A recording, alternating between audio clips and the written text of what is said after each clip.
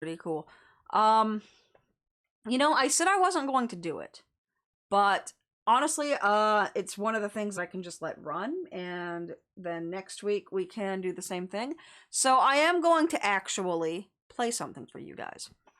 I can put this back where it belongs, and fix you. We can just be on potato quality for a while, since I'm not going to be here for much longer, so it's fine if the camera's a little bit out of sync. I don't know why they get out of sync when I have them on auto settings. They just do. And I think it's just because the camera's struggling to keep up. But I had mentioned in a stream a few days ago that I do a lot of writing. And when I say I do a lot of writing, my AO3 account has over 1 million words posted to it. So I do a lot of writing. That's not a brag, that's just a fact. And I for a while, at the beginning of last year, I think, I was really getting into doing these podfics. And I really wanted to do those. But like, I don't know, it just never really materialized into anything that I wanted it to. Mainly just because I just didn't have a lot of time. I was trying to keep on top of YouTube. I was trying to keep on top of streams for Twitch, which meant I had no time for anything. But now that I'm not doing YouTube, amazingly, that has freed up several hours from my day, every day. So I actually now have several hours a day for hobby instead of just wake up, work until it's time for bed, go to bed. So that's nice. So I'm probably am going to be getting back into writing.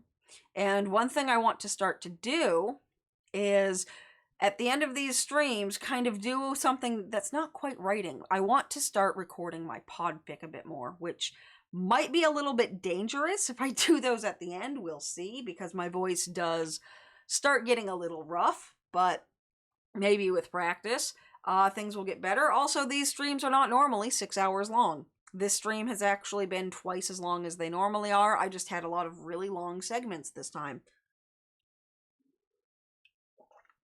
So what I want to start doing, and we will start tonight by playing something I've already recorded, is I want to alternate. So I have 2 sections of this fic that are already recorded. So I will play them this week and next week.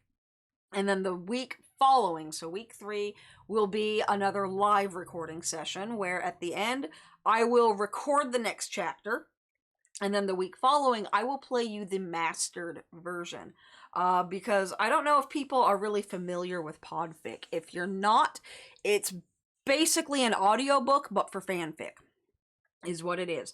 So what I'm going to play for you is my first attempt ever that actually saw the light of day. I have tried these in the past, and I didn't have the best equipment. That's basically what it boils down to. I had really dog shit tier equipment. So they never sounded good. But now I have a good mic. I have a good setup. I have access to tools that I didn't have before, and I really want to get into this. The one I'm going to play, because it's the first attempt I ever did, the sound mixing is not the best. I didn't do a lot in the way of sound effects. I think there's a little bit of light scoring. And then the second one just gets a lot better. So I'm going to play for you tonight the first one I ever did. This is not the first story in a series. This is actually one of the later stories in the series. I'm not doing them in order just because I thought I'd do this one, because it was the most... It seemed like this one would provide the most opportunity to learn what the fuck I'm doing. So what I would like to see happen this year, since I really want to get into this, is I would like to see what can happen if I play the one that I'm going to play now, which is not good. I'm just warning you right now. It is not good, but I'm going to play it anyway. And I want to see how much this story improves between the prologue that I'm going to play and by the time I get to the end, how much my audio mixing improves, how much my narration improves, how much my sound design improves, because this whole thing, I'm doing it very differently. Most people, when they do podfic, it's an audio book. They will read the story, They will cut it out. The good ones will at least do multiple takes and cut out the bad ones. Some of them do it all in one take, and it's kind of awful. So, yeah. So I want to see how much I improve. Because it is just an audiobook, but with these ones, I have done the sound recording, so I have actually read the story. And then I score it. So there's music. I do sound effects. I do sound layering. One thing I don't do, and I talked about this, I don't do voices. That's mainly because I am not good at them, and I find voices just inherently cringy, especially if we're doing fanfic where you already know how that character sounds. And there is nothing more cringe than someone doing a bad impression in what is supposed to be a very serious piece. Because Podfic is very serious. It's not something that, you know, for the most part, it's not something that people do as a joke. Most people get into it because they want to get into doing audiobooks, or they want to get into doing sound engineering, and it is a great place to start. I'm doing it just because it's fun. I don't really want to get into any of these things seriously, but it is a skill I would like to have. So, I'm going to play for you something that is just garbage tier. It is, well, let me check, see how long it is.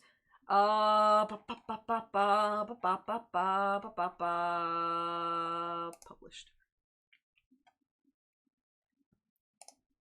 So this one is 19 minutes long. And then the one I'll be playing next week is 45. So it just kind of shows you what's going on. So stick around if you want to listen to it. This is a fic called Midgard Legends. And this is later in the series. It is a canon divergent Thor AU, which you can read the rest of the series. Let me actually put that timer up if I still have it. I do not. I'll create a command for it later. But you can read the rest of the series on my AO3 account. Basically, the crux of this story, the entire series, is that Loki grew up knowing where he was from. He was never lied to as a child regarding this. There were lies, there were deceptions, just not regarding this. So there was no identity crisis where he found out who he was. So he kind of just goes through life knowing exactly what he is. The problem is that he goes through life with everyone else knowing exactly what he is either, so that's kind of bad news. So instead of throwing a temper tantrum and taking over Asgard, at this point in the story, he has thrown a temper tantrum and just fucked off to Earth to just go live amongst the ants, basically. He'd rather be an ant than be an Asgardian. He's that pissed off. So that's where this story starts. And there's a lot more that happens before it. There's a lot more that happens after it because I've written this piecemeal in a really awkward way. So I'm just going to let this play for you. And we will probably end it there. So thank you guys for hanging out. This has been a really intensely long stream, a lot longer than I expected it to be. So I'm going to go ahead and just leave you with this. And once we get through this one and the next one, we will end with a recording session for chapter 2. But this has been fun. Thank you guys for hanging out. And I will see you guys. Might not stream tomorrow because we are going out. So hopefully a nice big long one tonight makes up for it. So I will see you guys probably on Wednesday. Because I also take Tuesdays off. So we'll see. But thank you guys for hanging out. I'll see you guys next time. Enjoy this really awkward first attempt at a podfic. I promise it gets better.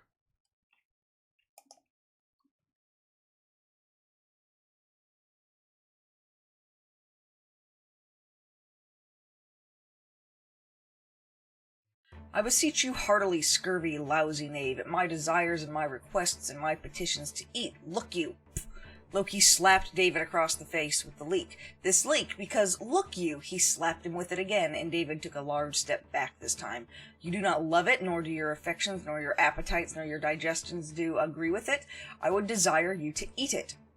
Loki brandished the leek in front of David's face. David jumped, raising his hands in defense as if Loki held a dagger. Not for Cadwallader and all his goats, he snapped and spat on the ground, folding his arms. There is one goat for you. Loki looked down at the leek and struck him across the face with it again, and then shoved him to the ground. Will you be so good, skulled knave, as to eat it? David glared up at him, his face set in a murderous scowl. Base Trojan, thou shalt die. The audience laughed, and Loki grinned before redoubling his grip on the leek and advancing. Loki made his final exit, finding Kitty waiting in the wings with his eyeglasses and an open bottle of Coke. She handed him the eyeglasses first, peering around to the action on stage. Once Loki had the glasses settled so the earpieces weren't digging painfully into his skin, he looked over Kitty's shoulder to watch the rest of the scene play out. He took the Coke from her and took a drink as the scene on stage drew to a close. And now I get to go get felt up, Kitty complained quietly. Loki frowned. This director's an idiot, he whispered back. Hal should never touch Kate until the kiss. Kate sighed as the stagehands rushed to change the scenery. At least it's the last night. She took her mark along with the others in the scene. The lights rose, and Loki stepped back from the sightlines to watch the beginning of the scene. Like every time before, he found himself disgusted with the portrayal of the eponymous king, and made quiet tracks back to the dressing room to await the curtain call. Loki stood out amongst the humans, even when he altered his appearance to match theirs. Short of completely changing his form, he'd always stand out. He stood taller than most of them, and was at least 3 times their weight. How, he couldn't determine, because he wasn't anything near as 3 times their size. It was a simple matter of magic to make himself lighter on his feet. He supposed he could have also shrank himself to match a more unremarkable stature, but the idea of relearning his own height seemed like far too much effort for far little gain, especially when the humans were so wont to see what they only wanted to see.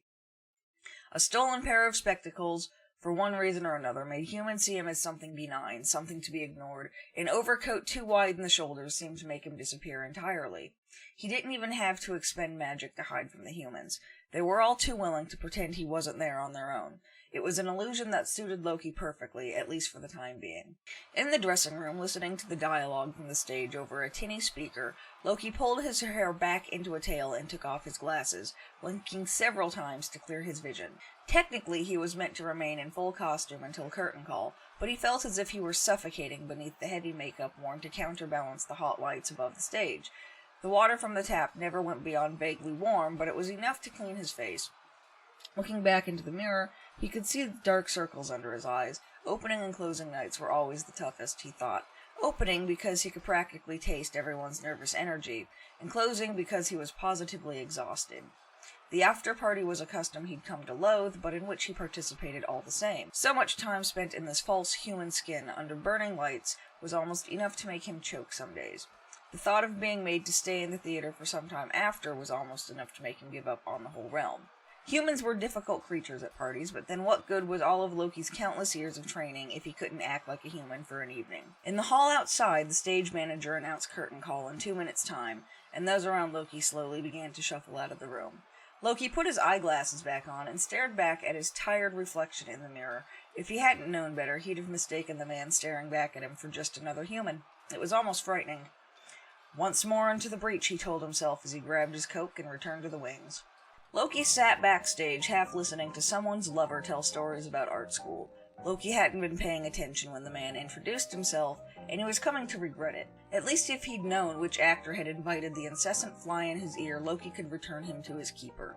Whatever the young man was talking about, he seemed quite excited by it, even if Loki didn't laugh at what might have been the humorous parts. He was just on the point of walking away in damning politeness when Kitty rushed over, interrupting the story. She barged in between the two of them, leading a short brunette woman by the hand. Her friend looked just as bored by the party as Loki felt. "Here he is," Kitty said, "the one I was telling you about." Loki's eyebrows rose curiously. "You were telling someone about me?" he asked. "Should I be worried?" "Only Georgia," said Kitty with a wicked grin. "You two should get to know one another." Before either of them could protest, Kitty was gone once again, leaving Georgia standing awkwardly. She does this, Georgia said, annoyed. I can go find someone else to talk to if you want. No, it's fine. Stay, Loki said. He quickly got to his feet, offering Georgia his chair. Sit down, please. Georgia hesitated only briefly, studying Loki curiously before sitting. She crossed her legs at the knee, exposing a small bit of her thigh. Even through her stockings, it was clear that she kept her legs shaved. It seemed like a very recent trend amongst the women of the realm, and Loki wasn't sure he liked it much. I don't believe I've seen you at one of these before, Loki said, doing an admirable job at not staring at Georgia's legs. Georgia snorted. No, you wouldn't have, she said. Kitty's my cousin, and she's got it all into her head all of a sudden that I need to meet a man. Ah. Loki noticed the art student wander away finally, so he took the vacated seat for himself. She does enjoy playing matchmaker, doesn't she? Georgia managed not to roll her eyes, but only just. Loki thought he could rather get to like her before too long. So how do you know her then, she asked. We met a few years ago during Ernest, Loki said easily. I annoyed her by looking better in a frock than she does. Finally, Georgia laughed. And just how in the hell did you find that out? Loki shrugged. I get bored sometimes, don't you? Sometimes, Georgia said. She looked around, finding no sign of Kitty anywhere nearby. I bet we could liven things up and make Kitty happy if we thought real hard. Her eyes were back on Loki, looking at him properly for the first time. Or are girls not your speed?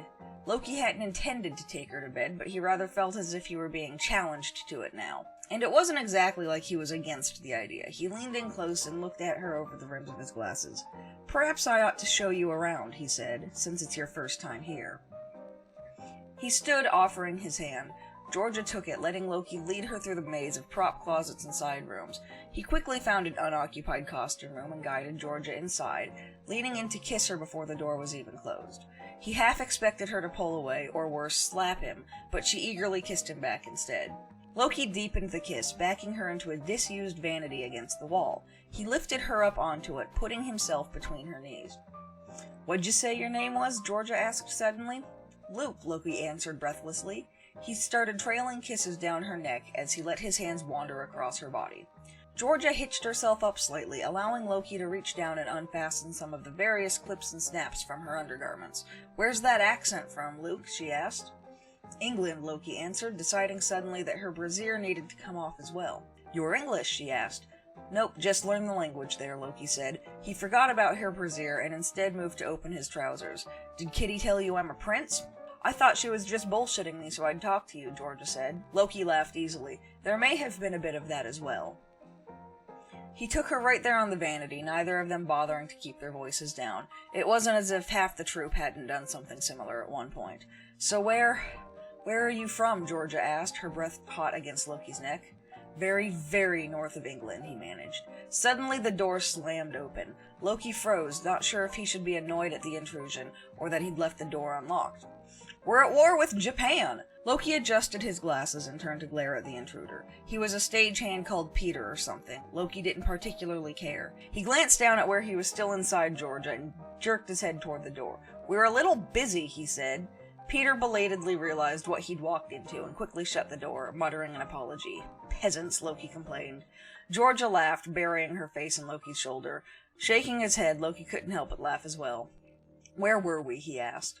Loki woke alone, his limbs dangling off the edges of the small Murphy bed in his Brooklyn apartment. The space was becoming comfortable, despite its smallness, which meant it was almost time to start looking for new lodgings. Every few years by the local calendar he had to move to avoid suspicions, but for the last 50 or so he'd been staying around New York. It was large and crowded enough that he could go to a different part of the city and never cross paths with anyone who might recognize him. He'd been lazy lately, though, careless. He'd grown too close to Kitty and several others from his troop, and now it was coming time to sever those ties. Loki never did relish these times. But he didn't think about any of that as he reached for his watch on the small bedside table, squinting at the dial in the low light. It was barely past midday, far too early to contemplate upsetting his make-believe life, too early to even be awake. He kept heavy shades on the windows and half a dozen locks on the door to ensure his privacy. He could have warded the apartment with magic, but the spells would have to be renewed every so often, and he had a tendency to be gone far longer than he ever planned. But the humans valued privacy. To them, a locked door was a sign they weren't welcome, rather than an invitation to test their strength. Loki liked that, because it meant that even on Midgard he didn't have to keep himself completely hidden.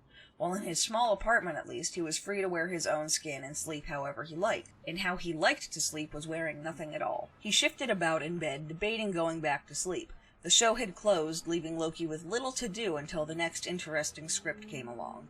In the end, he got up, if only to shower away the last vestiges of the previous night. He still smelled of sex, which 12 hours later was not an entirely pleasant smell. He detoured to the kitchen first to see if anything substantial had materialized in the icebox overnight. It remained woefully empty. As he stared into it all the same, tepid water dripped down his neck from the ceiling. Loki shut the icebox door and reached for the broom, which only ever seemed to serve a single purpose. He pounded the tip of the handle against the ceiling 5 or 6 times, nearly cracking the plaster. "Empty your tray," he shouted, setting the broom aside. Not that he expected anyone to listen, or I'll come up there and do it for you, Loki muttered to himself, and you won't like it. He grabbed an empty bowl from the sink and dropped it on the puddle on the floor. He could deal with it properly when he had the energy, and the first step toward that was a hot shower. As Loki stood beneath the water, he thought he could hear someone singing. Someone very far away, almost as if they were praying. Loki ignored it, choosing to wash his hair instead. No one prayed in earnest anymore. Only those at parties looking to frighten their friends. Sometimes Loki would indulge them and answer their prayers, but he wasn't in the mood for it this time. It was still far too early in the day. Maybe next time. For weeks after Loki heard the prayers, or singing, or whatever it was, the more he heard it, the less he was sure of what he was hearing. It wasn't a constant noise, mercifully, but it did grow louder with each day. Something desperately wanted his attention, and Loki was feeling just contrary and spiteful enough to ignore its beck and call. He found other things to occupy his mind, letting him ignore the voiceless noise. He went to clubs with Kitty and some of her friends. He saw other plays in the area. On Saturdays, he went to the cinema to watch the newsreels. Films were being played alongside the news now, not just serials either, and the idea fascinated Loki. He especially liked the animated films, and at present, he had the choice between Dumbo again, or a short string of Bugs Bunny cartoons. In the end, his quarter went to the rabbit. The small house was no more crowded than usual, but it was unusually loud. Half the price of the ticket went toward the newsreel before the feature, and Loki had been rather eager to see what the humans had been up to over the previous week. Someone in front, however, wasn't so interested in it, seeming to think that shouting to start the picture would convince the man in the projection booth to change the reels.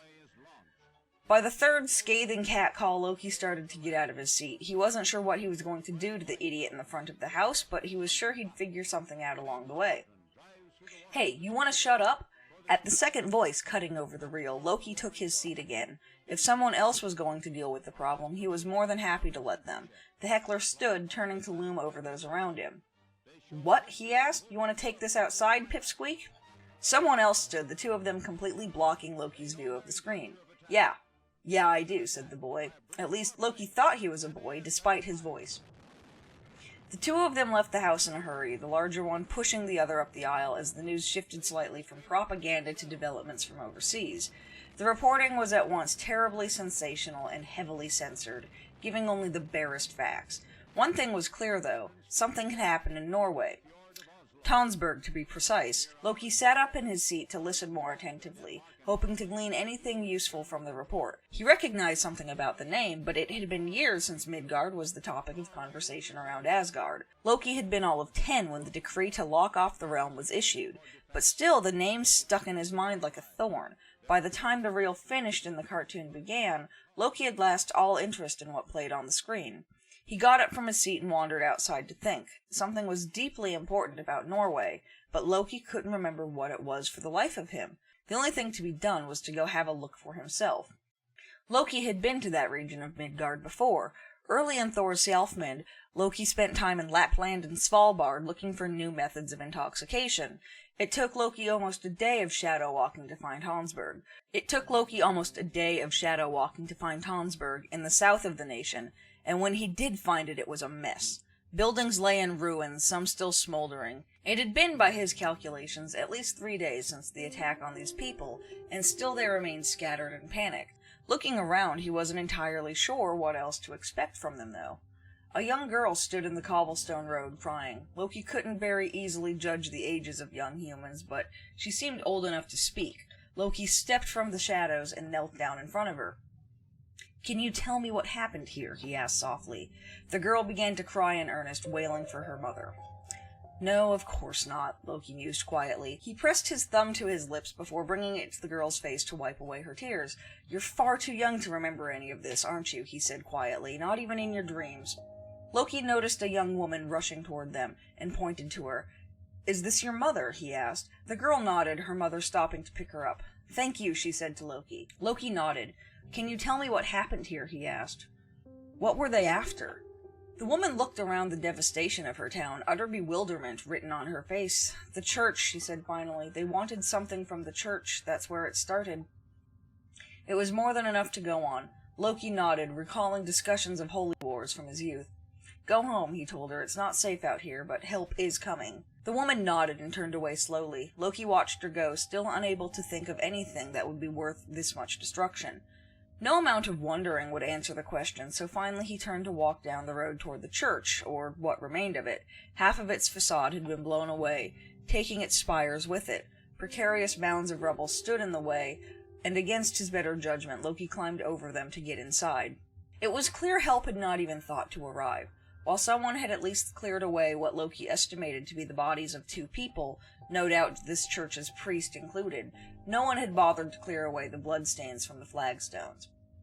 There was an open tomb at the center of the room.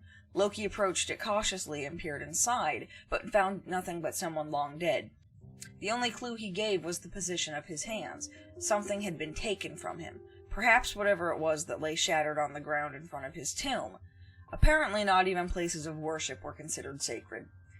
"Your gods have abandoned you," Loki muttered as he turned to leave. He kicked a bit of mortar, watching it skip along the ground. "I am all you have left, and this wasn't on my command." As he walked back toward the entrance, a far wall caught his eye. Depicted on it was Yggdrasil, sculpted beautifully in the ancient dark wood. Only a small panel was missing, too perfect and too clean to be the result of the blast that shattered the front. This church held something much coveted by someone. These were once Odin's people, Loki knew. Odin taught them language and gave them runes. He gave them honor and allowed them into Valhalla. But the humans were fickle. They forgot their gods, traded them for bedtime stories. No one prayed and meant it, except someone or something had prayed. Something wanted to be found, and Loki ignored it. Tonsberg. Odin first came here before the Great War with Jotunheim. Laufey struck here because it was a strike against Odin himself. It was these people Odin left a means by which to defend the realm, though he left no instructions on how to use it. The idea had been that by the time the humans could harness its power, they would be ready to join the higher realms. Loki looked around the shattered church and to the destroyed town beyond. The humans were not ready. "Ymir's tits," he hissed. He looked toward the sky for the first time since his arrival to the realm, tempted to uncloak himself from Heimdall's gaze. But no, if Heimdall saw him here now, he would only draw the most obvious of conclusions. What use was Odin's disappointing foundling if not to cause trouble? Nothing Loki could say would free him from this blame. "Fine," he spat to the sky, though none could hear him. "One more thing you fouled up that I have to fix. I don't even care." He kicked at the debris on the ground until he ran out of things to kick. Something had to be done, and he knew it. And who was better to do it than Loki, apparent fixer of all the other gods' mistakes? He took several deep breaths to calm himself and listened. He would find the Tesseract, and he would do so without Odin or Thor or anyone else's help. All he had to do was listen.